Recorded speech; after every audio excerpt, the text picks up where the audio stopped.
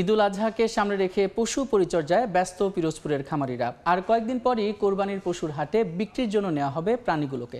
খামারিরা বলছেন, গোখাদ্যের মূল্য বৃদ্ধির কারণে বেড়েছে লালন পালনের খরচ। প্রাণী সম্পদ বিভাগ বলছে, জেলা পশু লালন পালনে ক্ষতিকারক হরমোন প্রয়োগ প্রায় বন্ধ হয়েছে।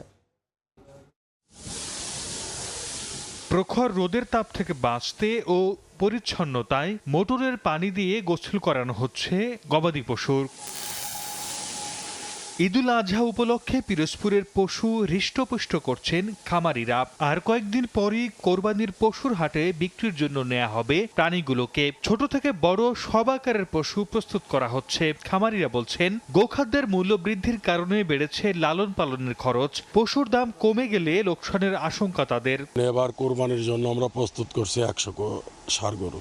তবে তারা এগুলো quality 500 KG, life weight 500 KG নিচে নাই। মেডিসিন খাওয়ার কোনো গরু নাই, শুধু আমাদের গম ভুসি, ধানের কুড়া, ডাইলের ছোলা, সয়াবিন ছোলা এই, এবং আমাদের পাশে কাঁচা ঘাস আছে।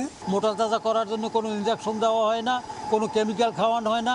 প্রাণী সম্পদ বিভাগ বলছে, জেলায় পশু লালন পালনে ক্ষতিকারক হরমোন প্রয়োগ প্রায় বন্ধ রয়েছে। তারপরও নিয়মিত মনিটরিং চলছে। জনস্বাস্থ্যের জন্য ক্ষতিকর এরকম হরমোন অথবা আমাদের স্টেরয়েড ব্যবহার আমরা সম্পূর্ণরূপে মোটামুটি নিবৃত্ত করতে পেরেছি বলে আমরা আশা করি। প্রাণী সম্পদ বিভাগের তথ্য মতে এবছর পিরোজপুরে কোরবানির জন্য চাহিদা রয়েছে 40,000 পশু।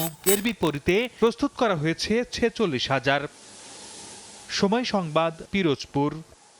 4 দশক ধরে আপনার ফাইন্যান্সিয়াল পার্টনার আইডিএলসি।